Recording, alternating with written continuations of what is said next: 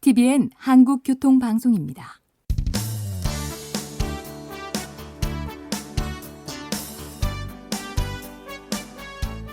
한문철 변호사의 교통사고 솔루션.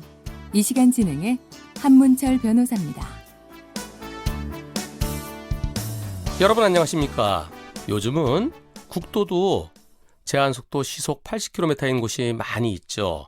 그리고 길 양쪽에는 가드레일이 설치되어 있어서 생긴 것은 마치 자동차 조정도로나 다를 바 없는 곳도 많이 있습니다.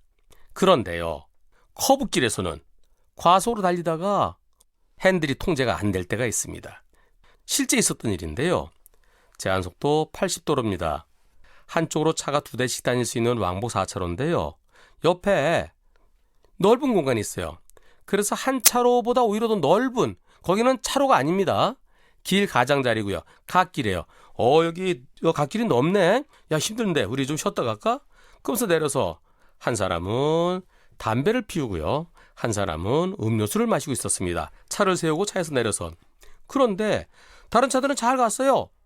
근데 뒤에서 꽤 소리가 나는 거예요. 딱 보니까 엄청나게 달려오는 차 커브를 돌자마자 중앙분리대를 들이받고 다시 튕겨지면서 옹벽을 들이받고 그리고서 불과 10여 미터 앞에 있던 사람들을 덮쳤습니다.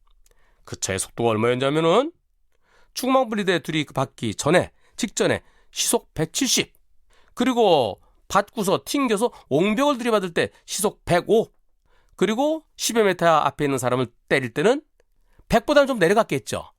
그 사건에 대해서 경찰에서 들이받을 때 직접 충격할 때는 100이 안 됐습니다. 101이 돼야 되는데 80도에서 101이 돼야 속도위반 사고로 12대 중과실이 되는데, 근데 들이받을 때는 100이 아니기 때문에 속도위반 사고가 아닙니다. 이렇게 처리를 했대요. 자, 여러분들, 시속 170이 사고 원인인가요? 아니면 들이받을 때의 시속 95가 사고 원인인가요? 당연히 3, 4초 전에 시속 170이 사고 원인이죠.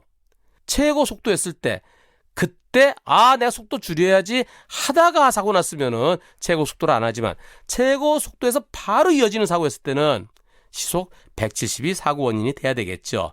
따라서 속도 위반 사고로 처리됨이 옳았을 사고인데 그렇지 않고 단순한 안전운전 의무 위반으로 끝난 사건이 있었습니다. 어떤 경찰관은 속도 위반 사고, 어떤 분은 아닌 걸로, 이런 것이 빨리 통일화됐으면 좋겠습니다. 오늘은 여기까지입니다. 고맙습니다.